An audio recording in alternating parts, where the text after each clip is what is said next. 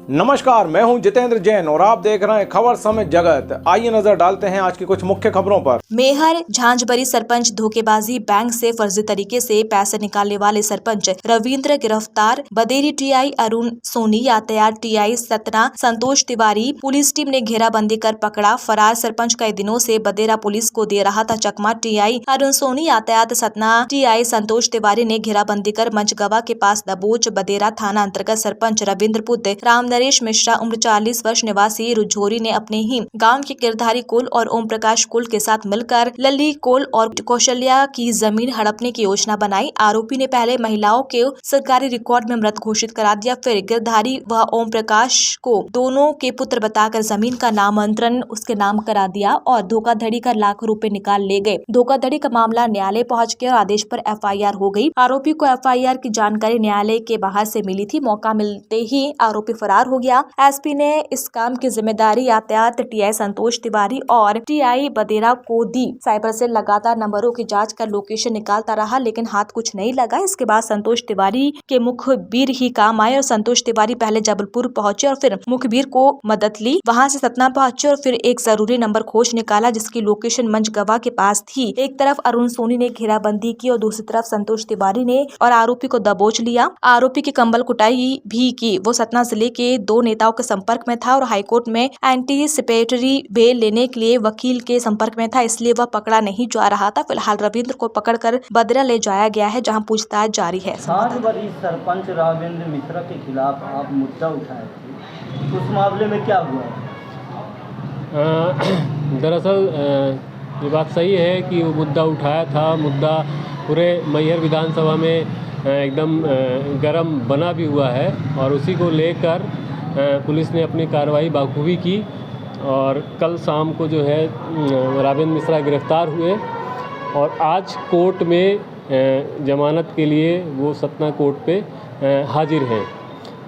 इस पर एक ज़रूर सवालिया कुछ प्रश्न बना हुआ है कि जिला पंचायत सीओ के माध्यम से 22 तारीख को एक पत्र जारी हुआ था जिसमें उनके द्वारा कहा गया था कि 28 तारीख तक आप अपने तथ्यात्मक प्रूफ के साथ जिला पंचायत ऑफिस जो है हाजिर होइए, अन्यथा की स्थिति में आपको पृथक कर दिया जाएगा पंचायत के कार्यों से।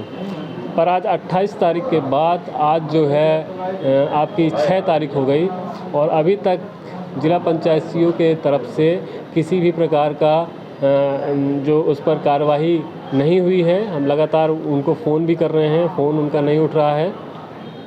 तो ऐसी तमाम सी बातें हैं।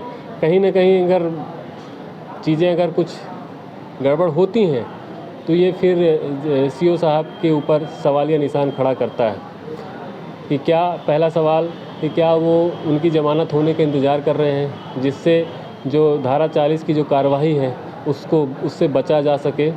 तो ऐसे तमाम तरह के सवाल हैं और एक मैं ये भी कहूँगा कि ज़मानत उनको नहीं मिलनी चाहिए। हालांकि न्यायपालिका पर प्रश्न करने का अधिकार मुझे बिल्कुल नहीं है, पर अगर उन्हें ज़मानत मिल जाती है तो जो जांच है उनके बाद जो उनके लिए जो जांच होगी वो पूरी तरह से जांच को प्रभावित करेंगे, गवाहों को खरीदेंगे और जो फरियादी है जिन्होंने शिकायत की है उन पर तमाम तरह के दबाव बनाएंगे। तो ऐसे बहुत से सवाल हैं। तो सीओ साहब से आज हम सवेरे से बात करने की कोशिश कर रहे हैं कि आज किसी भी तरह उनका जो बर्खास्तगी वाला है या कार्य से पृथक वाला जो प्रश्न है या जो चीज़ें हैं, कानून है, उसको आज वो नोट शीट पे डाल सकें। ये सीओ साहब कितने दिन का अल्टीमेटम दिया था उनको बर्खास्त करने का? सीओ साहब ने 22 तारीख को एक पत्र जारी करके उनको बताया गया था और उस पत्र को जो है तामील भी कर लिया गया है उनके भतीजे के, रविंद्र मिश्रा के भतीजे के माध्यम से। और इसमें कल के दिन कोई ये नहीं कह सकता है कि ये पत्र जो है हमें नहीं मिला है।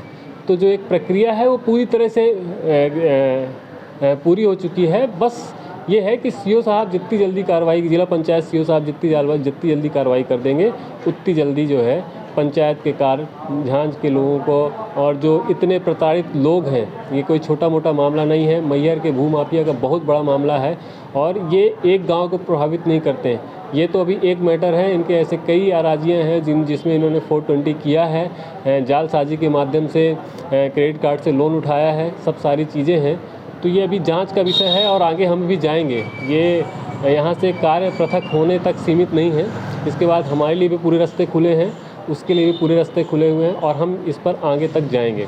मध्य प्रदेश में भारतीय जनता पार्टी की सरकार है, भारतीय जनता पार्टी ने विरोध प्रदर्शन इसका नहीं किया है, ऐसा क्या है कि आम आदमी पार्टी विरोध कर रही है? देखिए, आम आदमी पार्टी हमेशा से भ्रष्टाचार के विरोध में रही है और ये बात बिल्कुल सही है कि रावेंद्र मिश्रा जी से मेरी कोई पर्सनल दुश्मनी नहीं है, पर चूँकि मामला भ्रष्टाचार का है तो अपराधी अपराधी होता है, चाहे वो किसी भी वर्ग का हो, जाति का हो, धर्म का हो, गांव का हो, पड़ोस का हो, कहीं का भी हो, अपराधी अपराधी होता है। और इसीलिए आम आदमी पार्टी इस मुद्दे को उछाल रही है और बार बार उछाल रही है और तेज़ी के साथ उछाल रही है।